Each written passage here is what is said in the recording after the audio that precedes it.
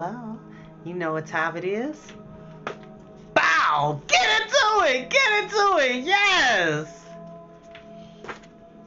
Getting a little better. Okay, so anybody that knows me well enough and knows that when I used to work at Regal, I used to flip my box of candy, and my candy of choice was Raisinets. Said what I said. Um, and I always was able to get people to buy candy at the concession stand because I would like flip it and then grab it in midair and be like, "Would you like to buy a box of Raisinets?" And I was super good at my job. Anybody who knows me from my days working at Regal or used to work with me, you know exactly what I'm talking about. Hey Desiree. Hi, sweetie. Now we are back with the last unicorn. We are on chapter 11. Thank you so much for joining me. Like I said, you do not have to watch these videos when they go live. You're more than welcome to watch them at your own leisurely time. Hi, Erin. It's just entertainment. You know, for me, reading is not just fundamental, it is essential. It is a way of broadening our horizons, elevating our vocabulary, learning about different cultures, seeing plots and stories from different perspectives that could be relatable to your own personal life or to somebody else's personal stakes that they're going into. And yes, get into it. Get into Kakashi Sensei. Yes. Get into it. Yes. Y'all appreciate this shirt. I'm just saying. Even though I'm not a fan of Naruto the anime, the manga is amazing. Boruto need not apply. I said what I said. Hatake Kakashi. Yes. Kakashi Sensei. But without further ado, we will begin and see what happens to the Lady Amalthea, Schmendrick, and Molly Grew. And I do not own the music that is playing in the background. Once again, from a wonderful, wonderful, wonderful playlist from Mr. Ambiance. Please check them out.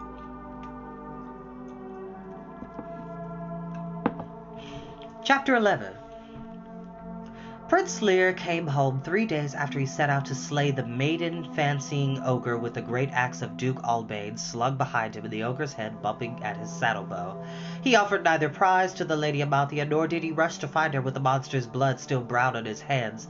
He had made up his mind, as he explained to Molly Grew in the scullery that evening, never more to trouble the Lady Amalthea with his attentions, but to live quietly in the thought of her, serving her ardently until his lowly death, but seeking neither her company, her admiration, nor her love. "I will be as anonymous as the air she breathes," he said, "as invisible as the force that holds her on the earth." Which, children, that is a very eloquent way of putting someone who is dealing with unrequited love. And for me, and I know this is for the adults that are watching, some of my favorite stories involve unrequited love relationships where you have a character who is deeply devoted and in love with one other character, but the other character either does not feel the same or is completely oblivious to the other person's affections. And experiencing unrequited love is not a bad thing, because that type of love goes beyond conventional friendship, and it's the type of love that says, even though you are with someone else, the fact that you are happy with this person makes me happy. And that, to me, is a very poetic and very beautiful thing. Comment below if you've ever experienced unrequited love. And, of course, keep the comments PG. Thank you. Thinking about it for a little, he added, "I may write a poem for her now and then and slip it under her door or just leave it somewhere for her to chance upon, but I won't ever sign the poem." "It's very noble," Molly said. She felt relieved that the prince was giving up his courtship, and amused as well, and someone said, "Girls like poems better than dead dragons and magic swords," she offered. "I always did, anyway, when I was a girl. The reason I ran away off with Cully." But Prince Lear interrupted her, saying firmly, "No, do not give me hope. I must learn to live without hope, as my father does, and perhaps we will understand each other at last." He dug into his pockets, and Molly heard paper crackling. "Actually, I've already written a few poems about it. Hope and her, and so on. You might look them over if you wanted to." "I'd be very pleased," Molly said. "But will you never go out again, then, to fight with black knights and ride through rings of fire?" The words were meant teasingly, but she found as she spoke that she would have been a little sorry if it were so, for his adventures have made him much handsomer, and taken off a lot of weight, and given him besides a hint of the musky fragrance of death that clings to all heroes. But the prince shook his head, looking almost embarrassed. "Oh, I suppose I'll keep my hand in," he muttered, "but it wouldn't be for the show of it, or for her to find out. It was like that at first, but you get into the habit of rescuing people, breaking enchantments, challenging the wicked duke in fair combat. It's hard to give up being a hero once you get used to it. Do you like the first poem?" "It certainly has a lot of feeling," she said. "Can you really rhyme bloom and ruined?" "It needs a bit of smoothing out," Prince Lear admitted. "Miracle is the word I'm worried about." "I was wondering about grackle myself." "No, the spelling. Is it one R and two L's, or the other way around?" "One R, anyway, I think," Molly said. "Schmendrick," for the magician had just stopped through the doorway. "How many R's are in miracle?" Two," he answered wearily. "It has the same root as mirror." Molly ladled him out a bowl of broth, and he sat down at the table. His eyes were hard and cloudy as jade, and one of the lids was twitching. "I can't do this any more," he said slowly. "It isn't this horrible place. It isn't having to be listening for him all the time. I'm getting rather good at that. It's the wretched Jack Flumery he has me perform for him, hours on end, all night, last night. I wouldn't mind if he asked for the real magic, or even for some simple conjuring. But it's always the rings and the goldfish, the cards and the scarves and the string, exactly as it was in the Midnight Carnival. I can't do it. Not much more."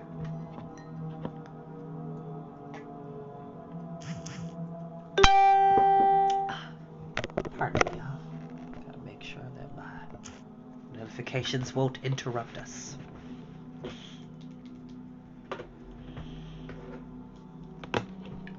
"Well, that was what he wanted you for," Molly protested. "If he wanted real magic, he'd have kept the old magician, that Mabruk." Schmendrick raised his head and gave her a look that was almost amused. "I didn't mean it like that.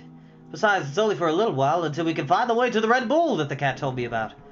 She lowered her voice to a whisper as she spoke this last, and both of them glanced quickly over at Prince Lear, but he was sitting on a stool in the corner, evidently writing another poem. "Gazelle," he murmured, tapping his pen against his lip. "Demoiselle, citadel, asphodel, philomel, parallel." He chose farewell and scribbled rapidly. "We'll never find the way," Schmendrick said very quietly, "even if the cat told the truth, which I doubt. Hagrid will make sure we never have time to investigate the skull and the clock. Why do you suppose he piles more work on you every day, if not to keep you from prowling and prying in the Great Hall? Why do you think he keeps me entertaining him with my carnival tricks? Why do you think he took me as a wizard in the first place? Molly, he knows. I'm sure of it. He knows what she is, though it doesn't quite believe it yet. But when he does, he'll know what to do. He knows. I see it in his face sometimes." "The lift of longing and the crash of loss," Prince Lear said. "The bitterness of Tumpty-Umpty-Os? Cross? Moss? Boss? Damn!" Schmendrick leaned across the table. "We can't stay here and wait for him to strike. The only hope we have is to escape at night. By sea, perhaps, if I can lay hold of a boat somewhere. The men-at-arms will look the other way in the gate." "But the others," she cried softly. "How can we leave when she has come so far to find the other unicorns, and we know they are here?" Yet one small, tender, treacherous part of her was suddenly eager to be convinced of the quest's failure, and she knew it and was angry at Schmendrick. "Well, what about your magic?" she asked. "What about your own little search? And are you going to give that up too? Will you die in human shape and you live forever? You might as well let the bull have her then." The magician sank back, his face gone, as pale as crumbled as a washerwoman's fingers. "It doesn't really matter, one way or the other," he said, almost to himself. "She's no unicorn now, but a mortal woman. Someone for that lout to sigh over and write poems about. Maybe Hagrid won't find her out at all. She'll be his daughter, and he'll never know. That's funny." He put his soup aside, untasted, and leaned his head into his hands. "I could change her back into a unicorn if we did find the others," he said. "There's no magic in me." "Schmendrick," she began, but at that moment he jumped to his feet and rushed out of the scullery, though she had not heard the king summon him. Prince Lear never looked up or went on drumming meters and sampling rhymes. Oh, excuse me. Molly hung a kettle over the fire for the sentry's tea. I've got it all but the final couplet, Lear said presently. Do you want to hear it now, or would you rather wait? Whichever you like, she said. So he read it then, but she never heard a word of it. Fortunately, the men-at-arms came in before he had finished reading, and he was too shy to ask her opinion in their presence. By the time they left, he was working on something else, and it was very late when he bade her good night. Molly was sitting at the table, holding her motley cat. The new poem was meant to be a sestina, and Prince Lear's head was jangling happy as he juggled end words on his way up the stairs to his chamber. I will leave the first one at her door, he thought, and save the others until tomorrow. He was debating his original decision after signing his work and playing with such pen names as The Knight of the Shadows and La Chevalier Mal-Aimé, when he turned a corner and met the Lady Amalthea. She was coming down quickly in the dark, and when she saw him she made a strange bleating sound and stood still 3 steps above him. She wore a robe that one of the king's men had stolen for her in Hagsgate. Her hair was down and her feet were bare, and the sight of her on the stairs sent such sorrow licking along Prince Lear's bones that he dropped his poems and his pretenses together and actually turned to run. But he was a hero in all ways, and he turned bravely back to face her, saying in a calm and courtly manner, "Good evening, my lady." The Lady Amalthea stared at him through the gloom, putting out a hand, but drawing it back before she touched him. Who are you? She whispered. Are you Ryuk? I'm Lear, he answered, suddenly frightened. Don't you know me? She backed away, and it seemed to the prince that her steps were as flowing as an animal's, and that she even lowered her head in the way of a goat or a deer. He said, I am Lear. The old woman, said the Lady Amalthea. The moon went out. Ah! She shivered once, and then her eyes recognized him. But all her body was still wild and watchful. She came no nearer to him. Oh, yeah, it's snowing. Pause for a second. It's snowing. It's perfect for right now with what's about to happen in this chapter. That's so cute. Oh, that's great. You were dreaming, my lady, he said, finding knightly speech again. I would that I might know your dream. I have dreamed it before, she answered slowly. I was in a cage, and there were others, beasts in cages, and an old woman. But I will not trouble you, my lord prince. I have dreamed it many times before. She would have left him then, but he spoke to her in a voice that only heroes have, as many animals develop a certain call when they become mothers. A dream that returns so often is like to be a messenger, come to warn you of the future or to remind you of things untimely forgotten. Say more of this, if you will, and I will try to riddle it for you. Therefore she halted, looking at him with her head a little turned, still with the air of some slim, furred creature peering out of a thicket, but her eyes held a human look of loss, as though she had missed something she needed, or suddenly realized that she had never had it. If he had even blinked, she would have been gone. But he did not blink, and he held her as he learned to hold griffins and chimeras motionless with his steady gaze. Her bare feet wounded him deeply than any tusk or riving talon ever had, but he was a true hero. The Lady Amalthea said, In the dream there are black-barred wagons, and beasts that are and are not, and a winged being that clangs like metal in the moonlight. The tall man has green eyes and bloody hands. The tall man must be your uncle, the magician, Prince Lear mused. That part's clear enough, anyway. The bloody hands don't surprise me. I never cared much for his looks, if you'll pardon my saying so. Is that all the dream? I cannot tell you all of it, she said. It is never finished. Fear came back into her eyes like a great stone falling into a pool. All were clouded and swirling, and quick shadows were rushing everywhere. She said, I was running away from a good place where I was safe, and the night is burning around me, but it is day too, and I am walking under beech trees in the warm, sour rain. There are butterflies, and a honey sound, and dappled roads, and towns like fishbones, and the flying thing is killing the old woman. I am running and running into the freezing fire. However I turn, and my legs are the legs of a beast." "Lady," Prince Lear broke in, "my lady, by your leave, no more." Her dream was darkening into shape between them, and suddenly he did not want to know what it meant. "No more," he said. "But I must go on," said the Lady Amalthea, "for it is never finished. Even when I wake, I cannot tell you what is real and what I am dreaming. As I move and speak and eat my dinner, I remember what cannot have happened, and forget everything that is happening to me now. People look at me as though I should know them, and I do not know them in the dream, and always the fire draws nearer, though I am awake." "No more," he said desperately. "A witch built this castle, and to speak of nightmares here often makes them come true." It was not her dream that chilled him, but she did not weep as she told. She did not weep as she told it. As a hero, he understood weeping women and knew how to make them stop crying. Generally, you killed something, but her calm terror confused and unmanned him. While the shape of her face crumbled, the distant dignity he had been so pleased at maintaining, when she spoke again, his voice was young and stumbling. "I would court you with more grace," he said, "if I knew how. My dragons and my feats of arms weary you, but they all are I have to offer. I haven't been a hero for very long, and before I was a hero, I was nothing at all but my father's dull, soft son.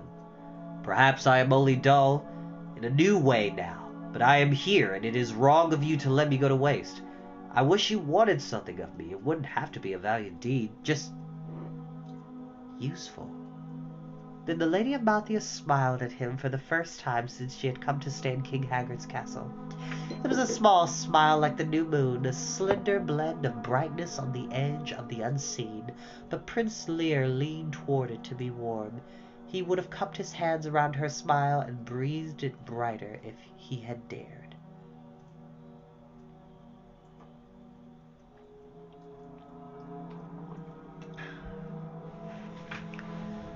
"Sing to me," she said.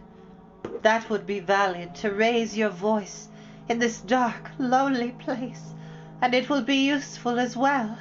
Sing to me. Sing loudly. Drown out my dreams. Keep me from remembering whatever wants me to remember it. Sing to me, my lord. Sing to me, my lord prince, if it please you. It may not seem a hero's task, but I would be glad of it." So Prince Lear sang out lustily. There on the cold stairway, and many damp, unseen creatures went flopping and scurrying for cover before the daylight gately of his voice. He sang the first words that came to him, and they were these. Okay, so I know I could probably sing this, but unfortunately, I'm not that confident right now, so I'm just going to recite the poem, the song that he's singing. So I apologize for people expecting me to sing this, because it's a bit long. "When I was a young man and very well thought of, I couldn't ask aught that the ladies denied. I nibbled their hearts like a handful of raisins, and I never spoke love, but I knew that I lied. But I said to myself, ah, they none of them know the secret I shelter and savor and save. I wait for the one who will see through my seeming, and I'll know when I love by the way I behave. The years drifted over like clouds in the heavens. The ladies went by me like snow on the wind. I charmed and I cheated, deceived and dissembled, and I sinned and I sinned and I sinned and I sinned. But I said to myself, ah, they none of them see. There's part of me pure as the whisk of a wave. My lady is late, but she'll find I've been faithful, and I'll know when I love by the way I behave. At last came a lady both knowing and tender, saying, you are not at all what they take you to be. I betrayed her before she had quite finished speaking, and she swallowed cold poison and jumped in the sea. And I say to myself, when there's time for a word, as I gracefully grow more debauched and depraved, ah, love may be strong, but a habit is stronger, and I knew when I loved by the way I behaved. The Lady Amalthea laughed when he was done, and that sound seemed to set the old darkness of the castle hissing back from them both. That was useful, she said. Thank you, my lord. I don't know why I sang that one, Prince Lear said awkwardly. One of my father's men used to sing it to me. I don't really believe it. I think that love is stronger than habits or circumstances. I think it is possible to keep yourself from someone for a long time and still remember why you were waiting when she comes at last. The Lady Amalthea smiled again, but she did not answer, and the prince took a single step closer to her. Marveling at his boldness, he said softly, I would enter your sleep if I could and guard you there and slay the thing that hounds you, as I would if it had the courage to face me in fair daylight, but I cannot come in unless you dream of me. The prince is smooth, okay? Prince Lear has game, okay? Let's just establish that. Hi, big brother. Thank you for watching. Before she could speak, if she meant to, they heard footsteps below them on the winding stair, and King Haggard's veiled voice saying, I heard him singing. What business had he to be singing? Then Schmendrick the royal wizard, his own voice meek and hurried, Sire, it was but some heroic lay, some chanson de geste, such as he often sings when he rides out to glory or rides home to renown. Be assured, your majesty. He never sings here, the king said. He sings continuously on his fool's wanderings. I'm sure because that is what heroes do. But he was singing here, and not of battle and gallantry either, but of love. Where is she? I knew he was singing of love before I ever heard him, for the very stones shuddered as they do when the bull moves in the earth. Where is she? The prince and the Lady Amalthea looked at each other in the darkness, and in that moment they were side by side, though neither moved. With this came fear of the king, for whatever had been born between them, it might be something he wanted. A landing above them gave onto a corridor. They turned and ran together, though they could not see beyond their breaths. Her feet were as silent as the promise she had given him, but his own heavy boots rang exactly like boots on the stone floor. King Haggard made no pursuit, but his voice rustled down the hallway after them, whispering under the magician's words. Mice, my lord, beyond a doubt. Fortunately, I am possessed of a singular spell. Let them run, the king said. It suits me well that they should run. When they stopped running, wherever they stopped, they looked at each other again. So the winter whined and crept along, not toward any spring, but toward the brief devouring summer of King Haggard's country. Life in the castle went on in the silence that fills a place where no one hopes for anything. Molly Grew cooked and laundered, scrubbed stone, mended armor, and sharpened swords. She chopped wood, milled flour, groomed horses, and cleaned their stalls, melted down stolen gold and silver for the king's coffers, and made bricks without straw. And in the evenings, before she went to bed, she usually read over Prince Lear's new poems to the Lady Amalthea, and praised them and corrected the spelling. Schmendrick fooled and juggled and flimflammed as the king bade him, hating it, and knowing that Haggard knew he hated it, and took his pleasure thereby. He never again suggested to Molly that they escape from the castle before Haggard made sure of the truth of the Lady Amalthea. But he no longer sought to discover the secret way down to the Red Bull, even when he was allowed time to himself. He seemed to have surrendered, not to the king, but to some far older, crueler enemy that had caught up with him at last, this winter, in this place. The Lady Amalthea grew as much more beautiful every day as that day were grimmer and gloomier than the day before. The old men-at-arms, coming down drenched and shivering from walking their posts in the rain or from stealing things for the king, opened as quietly as flowers when they met her on the stairs or in the hallways. She would smile at them and speak gently, but when she had passed by, the castle always seemed darker than ever, and the wind outside would rattle the thick sky like a sheet of clothesline, for her beauty was human and doomed, and there was no comfort in it for old men. They could only draw their dripping coats tighter and limp on down to the small fire in the scullery. But the Lady Amalthea and Prince Lear walked and spoke and sang together as blithely as though King Haggard's castle had become a green wood, wild and shadowy with spring. They climbed the crooked towers like hills, picnicked in stone meadows under a stone sky, and splashed up and down stairways that had softened and quickened into streams.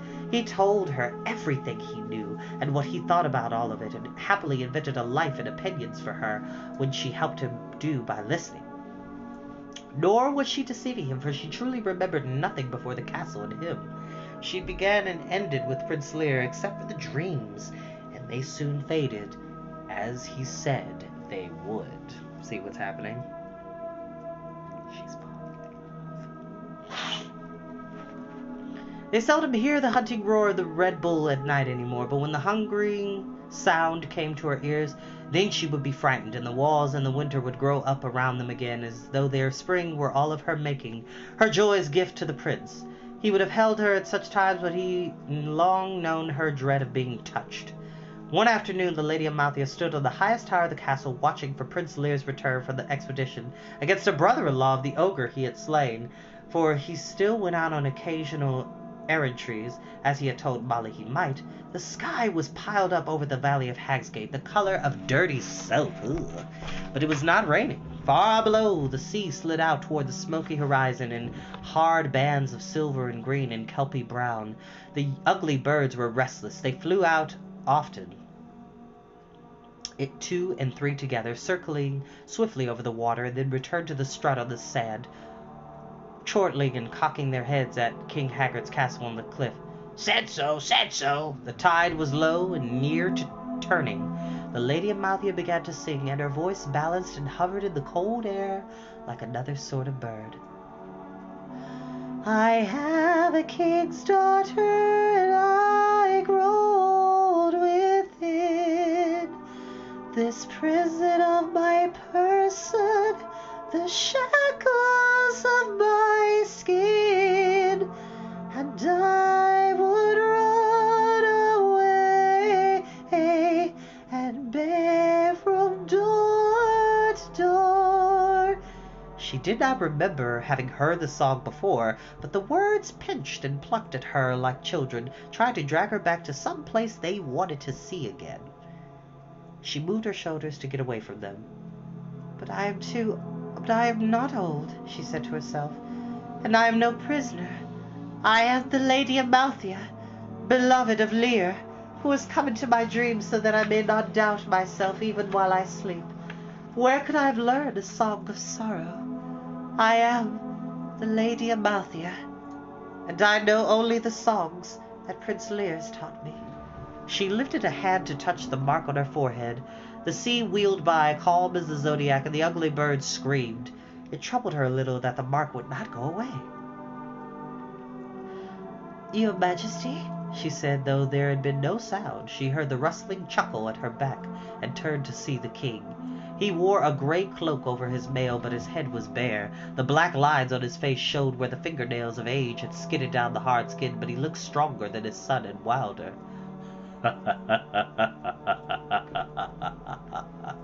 You are quick for what you are, he said, but slow, I think, for what you were. It is said that love makes men swift and women slow. I will catch you at last if you love much more. She smiled at him without replying. She never knew what to say to the pale-eyed old man whom she rarely saw, except as a movement on the edge of the solitude that she shared with Prince Lear. Then armor winked deep in the valley, and she heard the scrape of a weary horse stumbling on stone. Your son is coming home, she said. Let us watch him together. King Haggard came slowly to stand beside her at the parapet, but he gave no more than a glance to the tiny, glinting figure riding home. Nay, what concern have you or I with Lear, truly? He asked. He is none of mine, either by birth or belonging. I picked him up somewhere else, had set him down, thinking that I had never been happy, never had a son. And it was pleasant enough at first, but it died quickly. All things die when I pick them up. I do not know why they die, but it has always been so, save for the one dear possession that has not turned cold and dulled. And as I guarded it, the only thing that has ever belonged to me. His grim face gave the sudden starved leap of a sprung trap. And Lear will be no help to you in finding it, he said. It has never even known what it is.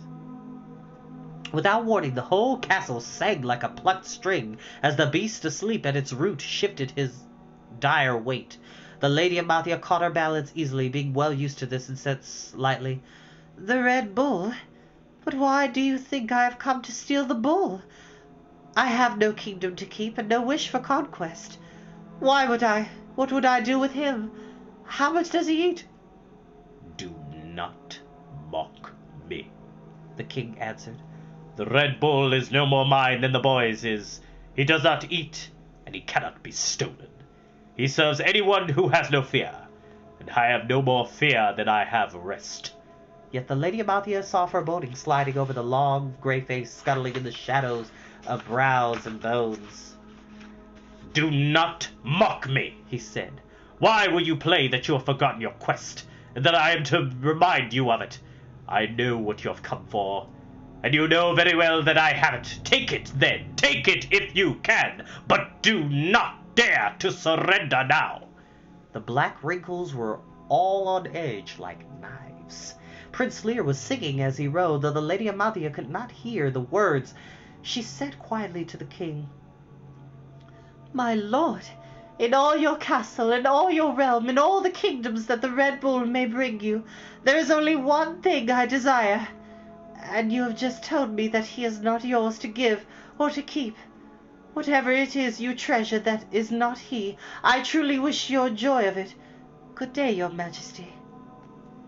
She moved toward the tower stairway, but he stood in her way, and she paused, looking at him with her eyes as dark as hoofprints in the snow. The Grey King smiled, and a strange kindness for him chilled her for an instant, for she suddenly fancied that they were somehow alike. But then he said, "I know you! I almost knew you as soon as I saw you on the road, coming to my door with your cook and your clown. Since then there is no movement of yours that has not betrayed you. A pace, a glance, a turn of the head, the flash of your throat as you breathe, even your way of standing perfectly still. They were all my spies. You have made me wonder for a little while, and in my own way I am grateful. But your time is done." He looked seaward over his shoulder and suddenly stepped to the parapet with the thoughtless grace of a young man. "The tide is turning," he said. "Come and see it. Come here." He spoke very softly, but his voice suddenly held the crying of the ugly birds on the shore. "Come here," he said fiercely. "Come here. I won't touch you." Prince Lear sang, "I will love you as long as I can, however long that may be." The horrible head on his saddle was harmonizing in a kind of brass falsetto. The Lady Amathia went to stand with the king.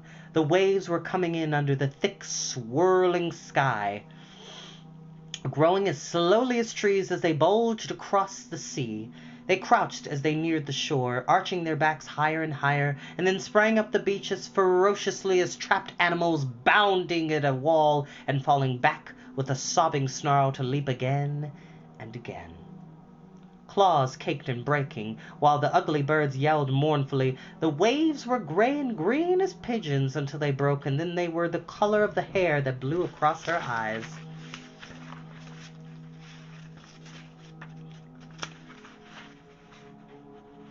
"There," A strange high voice said close to her. there they are." King Haggard was grinning at her and pointing down to the white water. "There they are," he said, laughing like a frightened child. "Ha ha ha! There they are! Say that they are not your people. Say that you do not come here searching for them. Say now that you have stayed all winter in my castle for love." He could not wait for her answer, but turned away to look at the waves. His face was changed beyond believing, delight coloring the somber skin, rounding over the cheekbones, and loosening the bowstring mouth. "They are mine," he said softly. "They belong to me.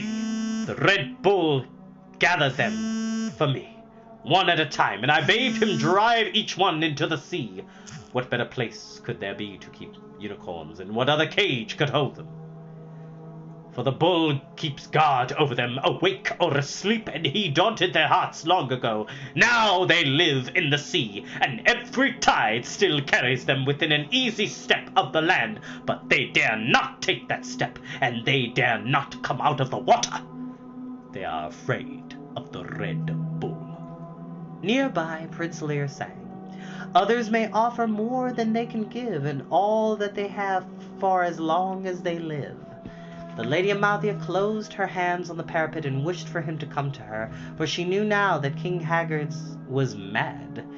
Below them lay the thin, shallow beach and the rocks and the rising tide, and nothing more. I like to watch them. They fill me with joy. The childish voice was all about singing. I am sure it is joy. The first time I felt it, I thought I was going to die. There were two of them in the early morning shadows. One was drinking from a stream, and the other was resting her head on his back. I thought I was going to die. I said to the Red Bull, I must have it. I must have all of it. All there is, for my need is very great. So the bull caught them one by one. It was all the same to the bull. It would have been the same if I had demanded tumblebugs or crocodiles. He could only tell the difference between what I want and what I do not want. He had forgotten her for the moment as he leaned over the low wall, and she might have fled the tower then, but she stayed where she was, for an old bad dream was waking all around her, though it was daylight. The tide shattered on the rocks and tumbled together, and Prince Lear rode along singing, "But I will love you long as I can, and never ask if you love me.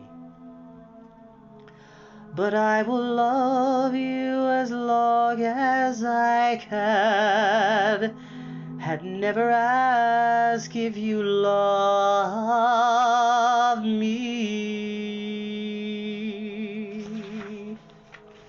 I suppose I was young when I first saw them, King Haggard said. Now I must be old. At least I have picked many more things when I had then, and put them all down again. But I always knew that nothing was worth the investment of my heart, because nothing lasts, and as I was right, and so I was always old. Yet each time I see my unicorns, it is like that morning in the woods, and I am truly young, in spite of myself, and anything can happen in a world that holds such beauty. In the dream I looked down at 4 white legs, and felt the earth under split hooves. There was a burning on my brow as there is now, and there were no unicorns coming in on the tide. The king is mad. He said, I wondered what will become of them when I am gone. The Red Bull will forget them immediately, I know, and be off to find a new master. But I wonder if they will take their freedom even then. I hope not, for then they will belong to me forever. Then he turned to look at her again, and his eyes were as gentle as greedy as Prince Lear's eyes became when he looked at her. You are the last, he said. The bull missed you because you were shaped like a woman, but I always knew. How did you manage to change, by the way? Your magician couldn't have done it. I don't think he could have turned cream into butter. If she had let go of the parapet, she would have fallen, but she answered him quite calmly. My lord, I do not understand. I see nothing at all in the water. The king's face shivered as though she were looking at him through fire. Do you still deny yourself? He whispered. Do you dare deny yourself? Nay, that's as false and cowardly as though you were truly human. I'll hurl you down to your own folk with my hands if you deny yourself. He took a step toward her, and she watched him with her eyes open, unable to move. The tumult of the sea filled her head, together with Prince Lear singing and the bubbling death wail of the man named Ryuk. King Haggard's grey face hung over her like a hammer, muttering, It must be so, I cannot be mistaken. Yet her eyes are as stupid as any eyes that have never saw unicorns, never saw anything but themselves in a glass. What cheat is this? How can it be? There are no green leaves in her eyes now. Then she did not close her eyes, but she shut in more than she kept out. The bronze-winged creature with the hag's face swung by, laughing and prattling, and the butterfly floated its wings to strike. The Red Bull moved silently through the forest, pushing the bare branches aside with his pale horns. She knew when King Haggard went away, but she did not open her eyes. It was long after, only a little while later, that she heard the magician's voice behind her. Be still, it's over. She had not known that she was making any sound. In the sea, he said. In the sea, well, Don't feel too bad about it. I didn't see them either. Not this time or any other that I've stood here and watched the tide come in. But he saw them. And if Hagrid sees something, it's there. He laughed with a sound like an axe falling on wood. Don't feel bad. This is a witch castle and it's hard to look closely at things living here. It's not hard enough to be ready to see. You have to be looking all the time. He laughed again, more gently. All right, he said. We'll find them now. Come on. Come with me. She turned to him, moving her mouth to make words, but no words came out. The magician was subtly studying her face with his green eyes. Your face is wet, he said worriedly. I hope that's spray. If you become human enough to cry, then no magic in the world. Oh, it must be spray. Come with me. It had better be spray. The spray from the sea. And that is where we'll end. It seems like our Lady of Mouthy is falling in love and turning slowly but surely into human. Y'all, we are on chapter 12. After that, we have 2 chapters left. Whew! I hope y'all are enjoying yourselves. Excuse me, I'm sorry. I am gonna get ready to go work out. I hope y'all have a lovely evening, and thank you for everybody that took the time to take a peek and watch. I love you all so much. Have a lovely night.